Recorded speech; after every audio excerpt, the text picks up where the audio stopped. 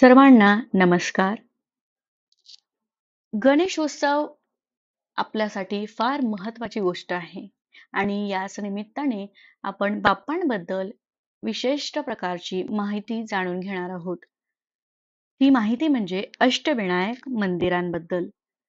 अष्टविनायक मंदिरांबद्दल संपूर्ण माहिती जाणून घेऊया.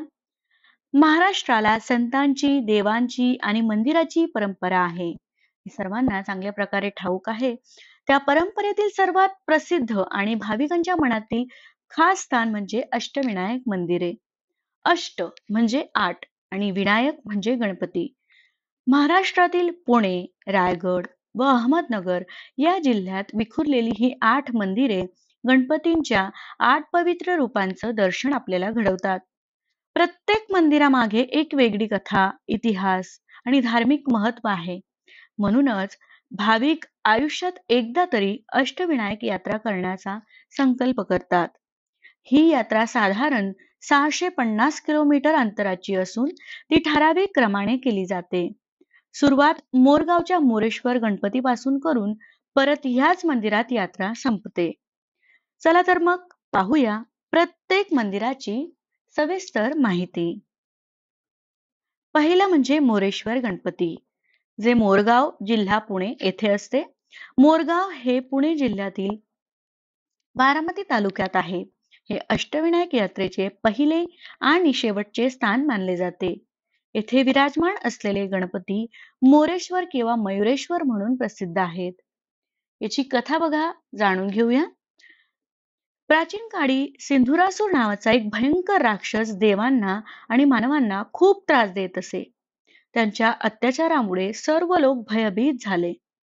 तेव्हा देवांनी पार्वती मातेची प्रार्थना केली. पार्वती मातेच्या पोटी गणेशाचा जन्म झाला. गणपतीने मोरावर आरूढ होऊन सिंधुरासुराशी युद्ध केले आणि त्याचा पराभव केला. तेव्हापासून हा गणपती मयुरेश्वर म्हणून ओळखला जाऊ लागला. याची विशेषता म्हणजे मंदिर दगडाचे असून भक्कम किल्ल्यासारखे दिसते. चौफेर उंच भिंतींवर हत्तींची सुंदर शिल्पे आहेत. गणपतींची मूर्ती 4 हातांची आहे. एका हातात पाश, दुसऱ्या हातात अंकुश, तिसऱ्यात मोदक आणि चौथा हात अभय देत आहे. हा गणपती सर्वप्रथम दर्शन द्यावा आणि शेवटी परतीच्या यात्रेत पुन्हा दर्शन द्यावा अशी परंपरा आहे. दुसरे म्हणजे सिद्धिविनायक, जे सिद्धटेक जिल्हा अहमदनगर येथे येते. सिद्धटेक हे गाव अहमदनगर जिल्ह्यात भीमा नदीच्या काठावर वसलेले आहे. येथे गणपती सिद्धिविनायक म्हणून प्रसिद्ध आहेत. याची कथा जाणून घेऊया. ब्रह्मदेवाचा एक पुत्र सतत गणपतींची उपासना करीत असे. त्याच्या भक्तीने प्रसन्न होऊन गणपतीने त्याला सर्व सिद्धी दिल्या. म्हणून या गणपतीला सिद्धिविनायक म्हटले जाते. तसेच इथेच भगवान विष्णूंनी 11 कोटी वेळा ओम गंग गणपते नमा हा जप करून सिद्धी मिळवली असे मानले जाते. याची विशेषता म्हणजे मंदिर टेकडीवर असून चढाई करून जावे लागते. येथे गणपतींची डावी सोंड असलेले स्वरूप आहे, जे फार दुर्मिळ मानले जाते. मंदिर साधे पण शांत वातावरणाचे आहे.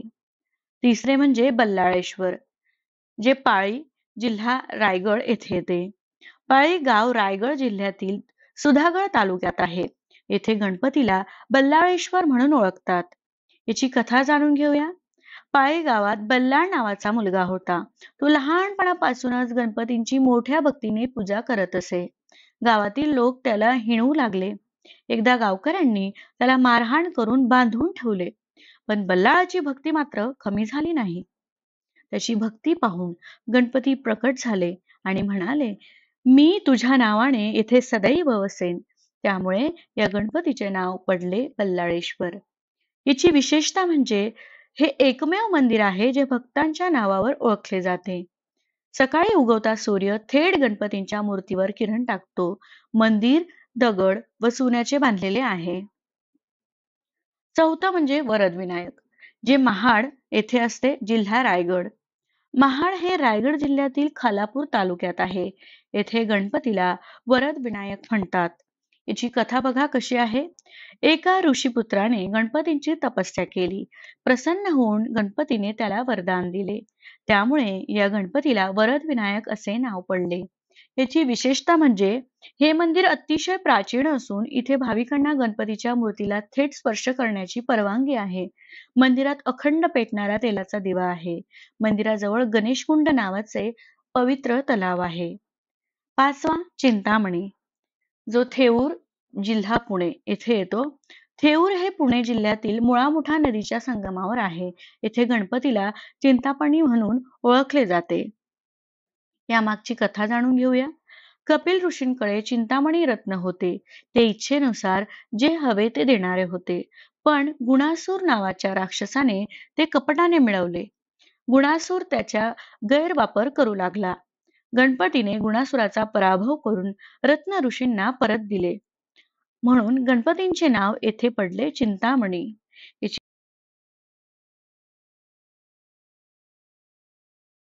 व संकटे दूर करतो असा विश्वास आहे.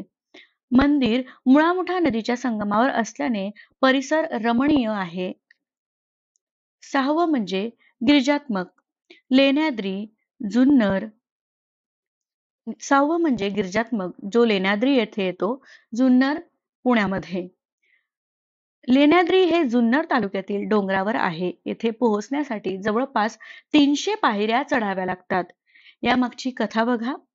पार्वती माता गणपतीला पुत्ररूपाने मिळवण्यासाठी कठोर अवतार घेतला. म्हणून त्यांना येथे गिरिजात्मक म्हणजे गिरिजेचा पुत्र असे म्हणतात. इथली लेण्यांमधलं मंदिर आहे ते जाते. पांडव काळातील गुहा असल्याचे मानले जाते. येथे गणपतीने बालपण घालवले अशी देखील श्रद्धा आहे. सातवा म्हणजे विघ्नेश्वर.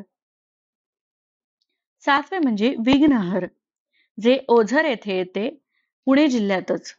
ओझर हे पुणे जिल्ह्यातील जुन्नर तालुक्यात कुकडी नदीच्या काठावर आहे. येथे गणपतीला विघ्नहर म्हणून ओळखतात. यामागची कथा जाणून घेऊया. विघ्नासूर नावाचा राक्षस सतत ऋषीमुनींच्या यज्ञात विघ्न घालत असे. गणपतीने त्यांना पराभूत करून सर्व विघ्ने. मंदिरावर सुंदर कोरीव काम आहे. सुवर्ण कलश आणि उंच दीपमाळ यामुळे मंदिर आकर्षक दिसते. येथे दरवर्षी गणेश जयंतीला मोठा उत्सव साजरा होतो. आठवे म्हणजे महागणपती, जे रांजणगाव पुणे जे रांजणगाव पुणे जिल्ह्यातच येते. रांजणगाव हे पुणे जिल्ह्यातील शिरूर तालुक्यात आहे. येथे गणपतीला महागणपती म्हणतात. या मागेही एक कथा आहे. त्रिपुरासूर नावाचा राक्षस 3 नगरे बांधून देवांना त्रास देत होता. शंकराला याचा वध करायचा होता, पण त्यासाठी प्रथम गणपतींची कृपा आवश्यक होती. गणपतींच्या आशीर्वादाने शंकरांनी त्रिपुरासुराचा नाश केला. त्यामुळे येथे गणपतींना महागणपती म्हटले जाते. यांची विशेषता म्हणजे गणपतींचे अत्यंत विशाल रूप येथे आहे. मूळ मूर्ती 8 हातांची असून ती भूमिगत गुप्त ठेवलेली आहे असे मानले जाते.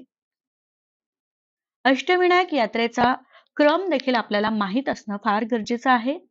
अष्टविनायक यात्रा ठराविक क्रमानेच केली जाते. जाणून घेऊया तो क्रम.